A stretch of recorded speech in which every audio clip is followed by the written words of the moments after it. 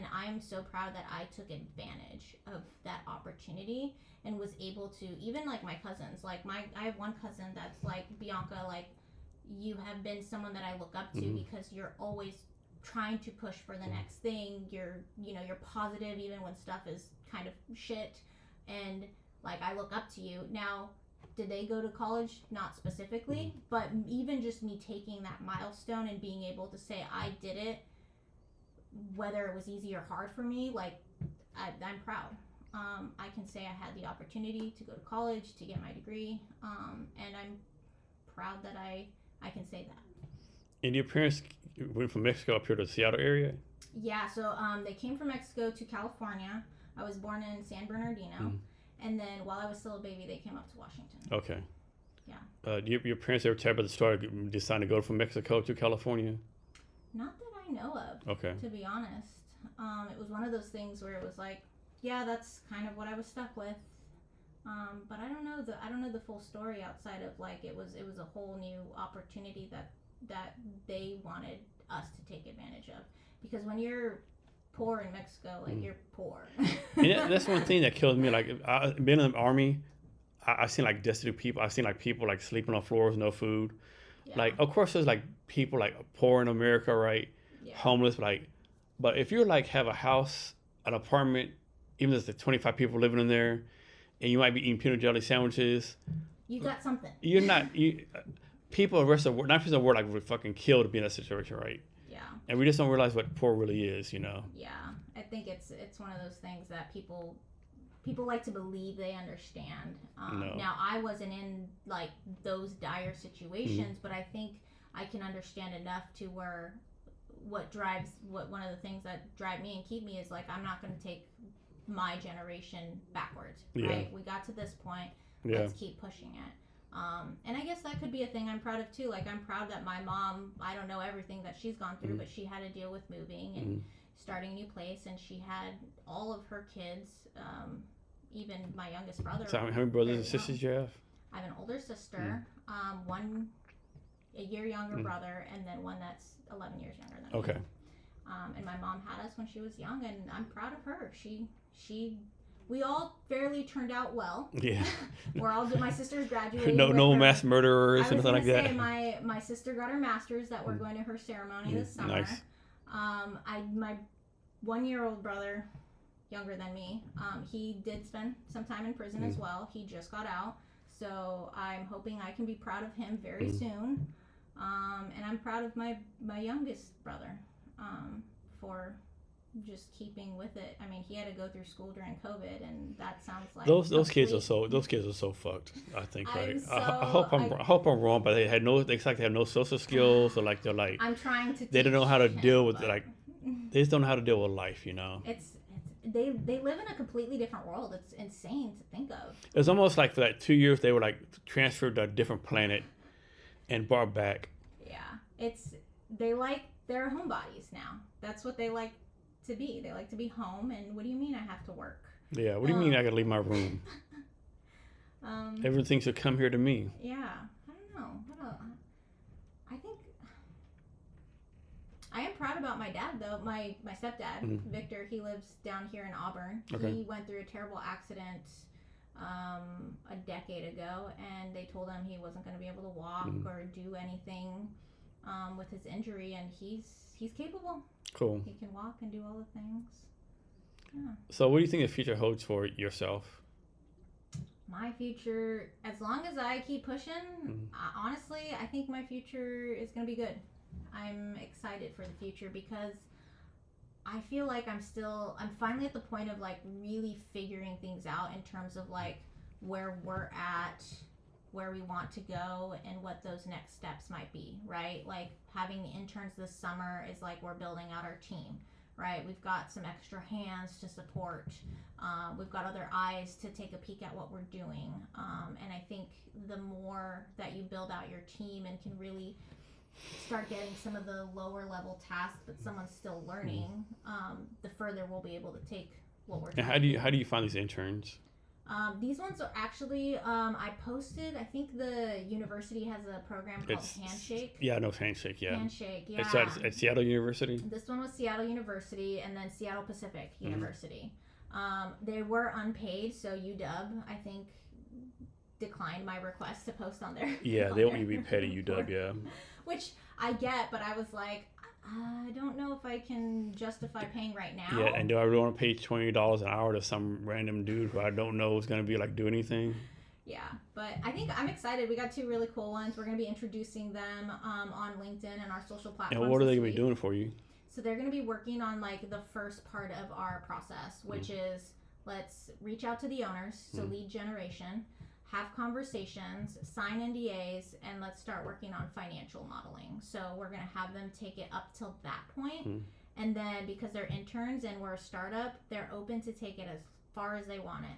So if we get to a deal that is going to close, they can help us manage the pitch deck. Let's put together the cap stack. Let's get on the calls with the investors. Like, we're leaving it open to them to see like how much they want to learn from us. I think back to kids or college kids or whoever in general, I think a lot of people make a mistake like, I want to get paid, right? Okay, you want to get paid, but would you rather have situation A where I pay you $20 an hour, and all you do is get coffee for me and do my laundry, like do bullshit? Or do you want to be like, not get paid and I open up a network for you, you actually do something, right? You actually, okay, you, like you said, do the whole process, right? Yeah. And so many people, I think they pick the $20. Yeah. And I think I wasn't expecting, to be honest, having an unpaid one. I was like, I don't know if I'm going to get any hits or if anyone's going to be interested. But we actually, I think I had a total of 10 applicants and 2 were actually international. I did narrow it down to the 8 because I was like, it'll be good for them. They were all local. Yeah. So I kept it local, and I really just wanted them to get the most out of it. And it's part internship in terms of work, but also we're offering like some mentoring. One of the things we decided to do was going to be a book club this summer. So we picked a book, and we're going to read and have discussions on it probably weekly, and just kind of keep their minds going. Yeah, and like my experience like hiring a sales intern, it was like all the kids, like not kids, all the adults like want to get paid.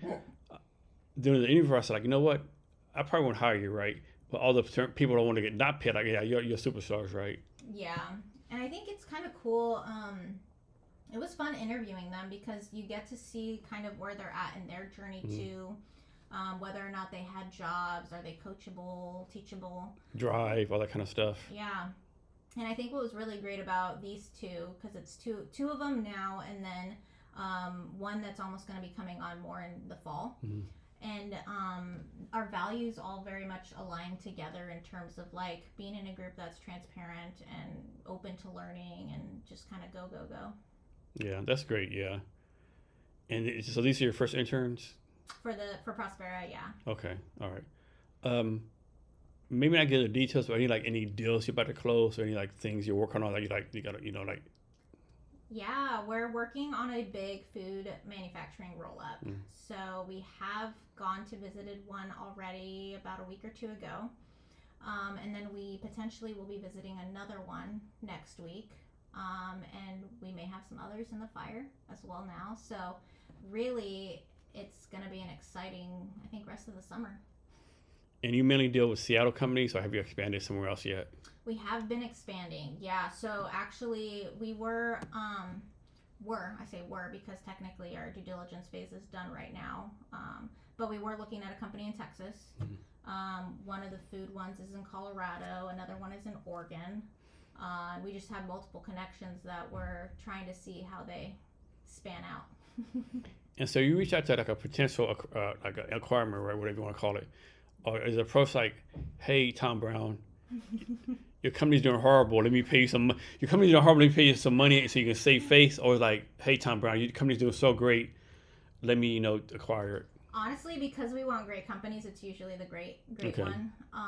So it usually, depending on the outreach style, whether it's, I think a few of the ones we've been looking at have been broker deals. So we've been working with the broker who's already kind of put together the beginning part of the numbers for us and everything. But if it's the cold outreach, it's hey, you know, we're some entrepreneurs that built a company up to 20 million. We built a team. We want to be a bit smarter and not do a startup, but have an established business like yourself that's built something and that's been around for a while, and we would love to talk about it and see if you're open to having a conversation and see if they respond. Sometimes it's a phone call, sometimes it's a letter, a lot of emails, but we know how email goes, right? We all get a bunch, it goes to spam. So, you know, being creative about it. And actually, I'm really excited to bring the interns in on the process and be like, what else do you guys think we should do? You know, maybe you guys read our drafts, right? What do you think? Should we adjust? Should we, you know, really start hitting the Facebook ads? That's a great point. I think a lot of people bring interns and they don't do that right. You know, like it's a different perspective, right? Hey, intern, what's that about this? Yeah. It's just a different perspective. And most people are like, oh, you're an intern, like go make my coffee, some bullshit like that, right? Yeah. No, we want the full description. What do you think? Should it be different? And I am using you know, outside of socials, right? If you're an owner who's 60 years old, you might not have TikTok. So like TikTok isn't a focus of ours, but you might have Facebook, right? You have family that's on Facebook. So how can we utilize the Facebook app that we have, and how can we target our ads that are grabbing enough for that owner that occasionally scrolls? So Bianca, is there anything I should have asked you that I haven't asked you yet, or anything else you want to talk about? No, this was fun. Thank you. How can people reach out to you? You can find me on LinkedIn. I'm always on LinkedIn, whether it's one thing or another, networking or messaging or trying to find a cool podcast like this to watch. So LinkedIn is probably the easiest and fastest. Cool. And then for you guys, can you give us any advice or wisdom or anything you want to talk about? Ooh, wisdom. My advice, honestly, is to just keep learning, keep asking questions, honestly, because if you stop, as soon as you stop working that muscle or you take advantage of just the situations that you're in, you're not going to see growth. It's going to stop. Why do you think so many people like stop learning at 18, right? Like, why is that, right? Like, I think when is we're it younger, laziness or like, what do you think it is? It's an ego thing when we're younger. Ego? I think it's ego. It's, I'm an adult, I can do everything, I know everything, I have the power, and then you get into the real world and you realize you can't even pay your bills, you can't even find a place to rent. What do you mean? You don't have anything. And so I think it's an ego thing because we think we know, we think we understand, and until we're in certain situations, you realize like, wow, I did not know what I got myself into. Yeah, that's so true, right?